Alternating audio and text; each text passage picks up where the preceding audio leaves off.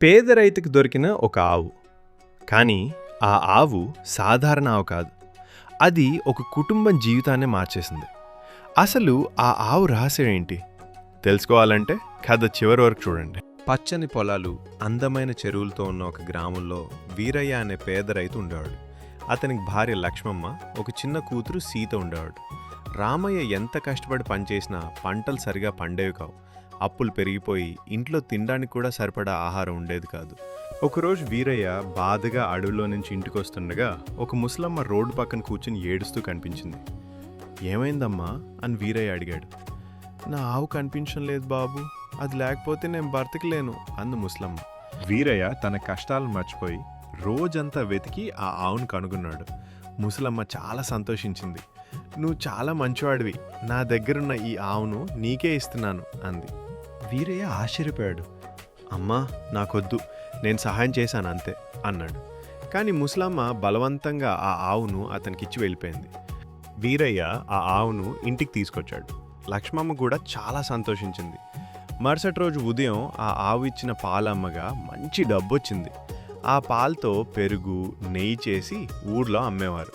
కొద్ది రోజుల్లోనే వారి ఇంటి పరిస్థితి మెరుగుపడింది. అది చూసి పక్కింటి ధనవంతుడు భూపతి అసూయపడ్డాడు.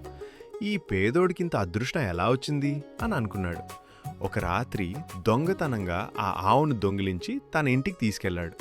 కానీ ఆశ్చర్యం, ఆ ఆవు ఒక్క చుక్క పాలు కూడా ఇవ్వలేదు. భూపతి కోపంతో దానికి గడ్డి కూడా పెట్టలేదు. ఆవు బాధగా ఉండేది. ఇదిలా ఉండగా వీరయ్య ఆవు కనిపించక చాలా బాధపడ్డాడు.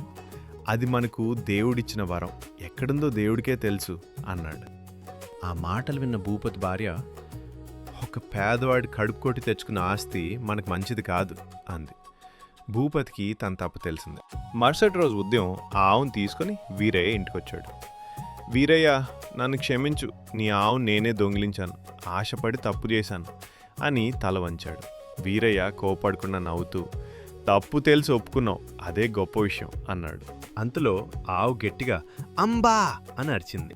అందరూ ఆశ్చర్యంగా చూడగా ఆవు నిల్చున్న చోట మట్టిలో ఒక చిన్న కుండ కనిపించింది. ఆ కుండలో బంగారు నాణేలున్నాయి. గ్రామ పెద్దలు, ఈ ఆవు నిజంగా అదృష్ట ఆవు, కానీ దీనికి కారణం రామయ్య మంచితనం అన్నారు. వీరయ్య ఆ బంగారాన్ని తనకే ఉంచుకోలేదు.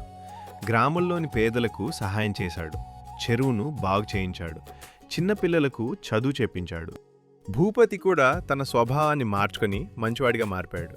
ఆ రోజు నుంచి ఆ గ్రామంలో ఒక మాట ప్రసిద్ధమైంది: అదృష్టం డబ్బులో ఉండదు, మంచి మనసులో ఉంటుంది.